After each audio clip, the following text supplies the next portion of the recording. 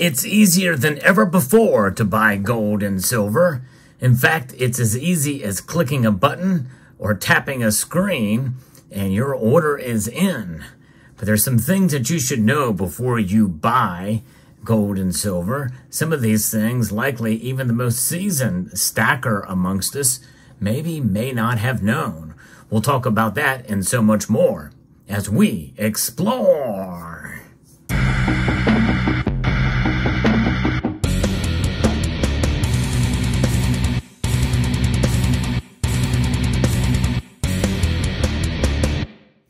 Gold and silver, it's pretty simple.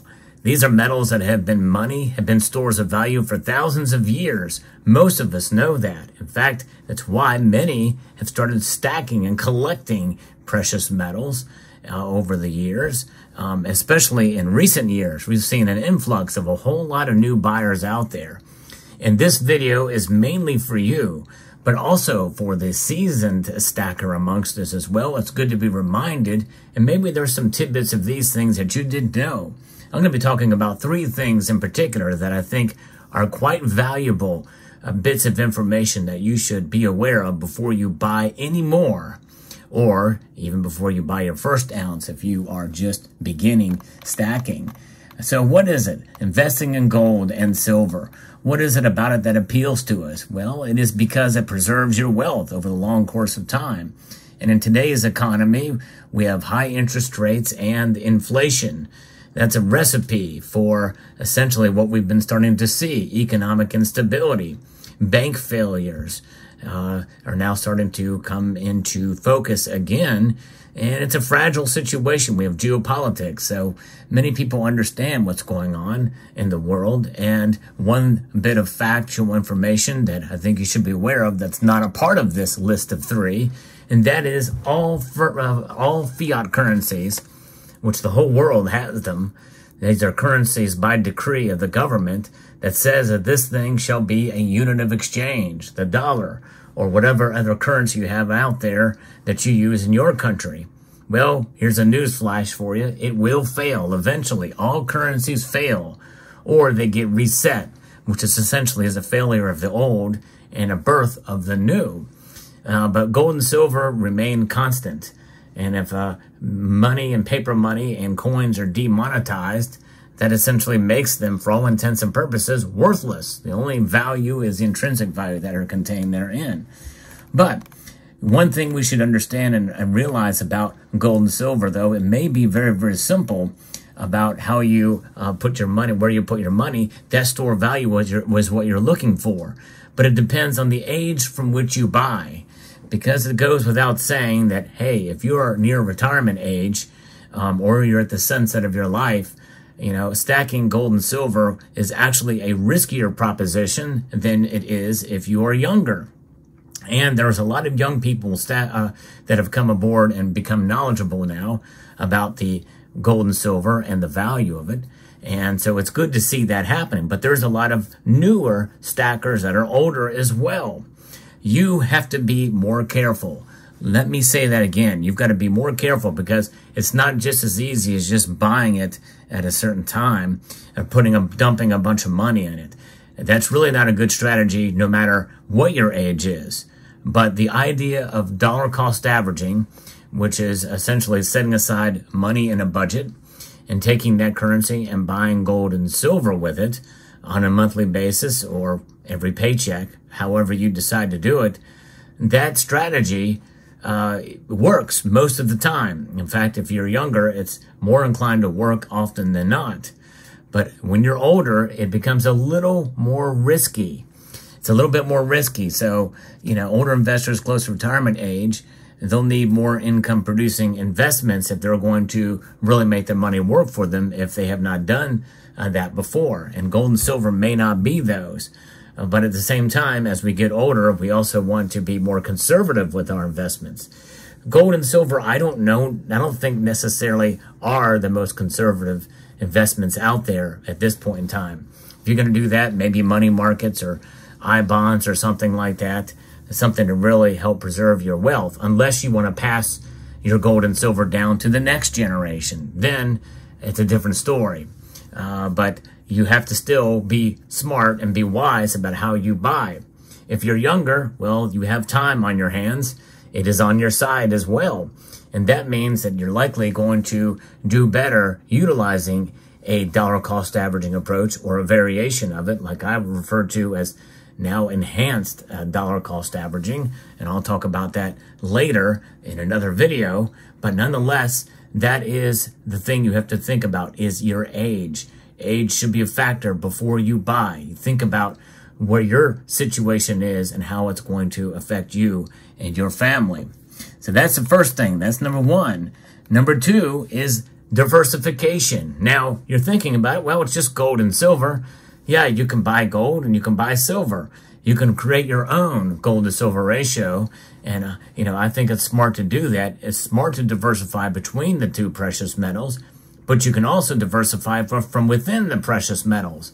Not only in the physical form, such as you see here, there's 3 different coins representing 3 different nations. Well, actually, these aren't coins, but I digress. And actually, some may argue that these aren't coins either. But nonetheless, you can get a variety of different designs from sovereign mints around the world, but you can also get a variety of different shapes and sizes. There are bars, there are rounds, there are odd-shaped coins. There are more collector pieces. I mentioned the word collecting earlier in this video, and that is something that you can do. In fact, you can invest in collectible gold and silver, and it has paid off for some, but timing is everything in those kind of markets. So you have to really understand the market. You have to understand the target market and your audience from which you want to buy and sell. You want to buy it for the cheapest amount and sell it for the highest in order to get a profit, which is something that we should not expect of too much when we're actually stacking. More on that later. But how else can you diversify with gold and silver? Well, a lot of people in this community would kind of shriek at this, but you can buy paper versions of these metals. Now, I generally do not recommend that because, in a sense, you are contributing to the derivatives market, which the derivatives market is everywhere for all commodities, for all different types of investment classes, especially in the commodities sector. So you are contributing to that, which essentially is a manipulative and a suppressive force against the price, which in a sense works against your own self-interest at times. However, if you are in the stock market and you don't want the hassle of premiums or storage, well, that might be an option for you.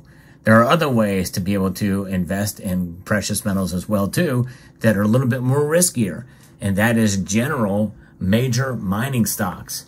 And then even more risky will be exploration mining stocks as well, that I've actually featured some of those companies on this channel, and those are a bit riskier, but you can do well, and it actually does help the overall precious metal space if there is mining and there is distribution and the like of precious metals, and you could very well profit, and you could do great at that, but you could also lose big time too, just like with any other stock out there. But if you want to support the precious metal sector, that is one way to do it.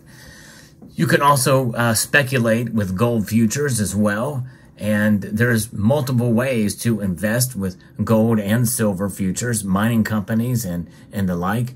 And but I think the best method is to have the physical. There's risk with that as well too, because the premiums you pay for them, especially gold and silver eagles in a time were very, very high premiums. They're starting to come back down as I record this video, but nonetheless, that is an issue as well too, because you generally don't get those premiums back when you go to sell your precious metals as well either.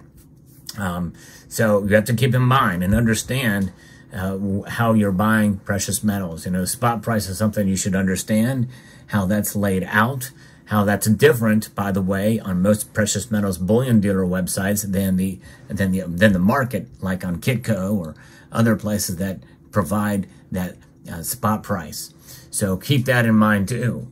Diversification, the third thing that you should understand, and this is probably the most important thing, is that gold and silver should not be seen, unless there's exceptions like I mentioned earlier, as an investment.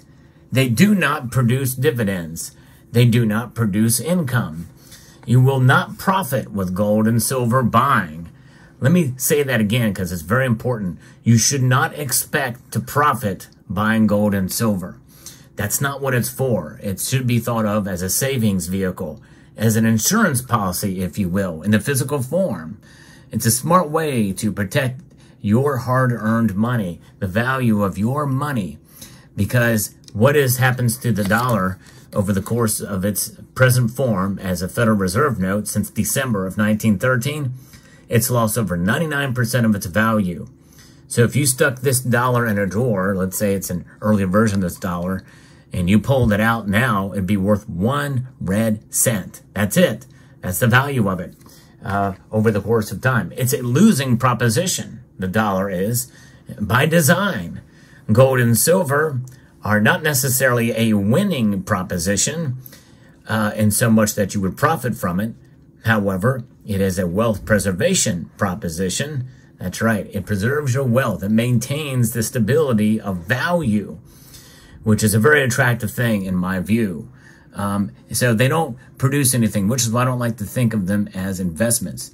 They are known to be a store of value over the long course of time. So those are the 3 things that you should know before you buy any more or buy your first ounce of gold and silver. Hope you found this video informative, insightful, and educational. I would like to extend a multitude of gratitude to each and every one of you for taking the time to watch, and to encourage you to please rate, share, comment, and subscribe.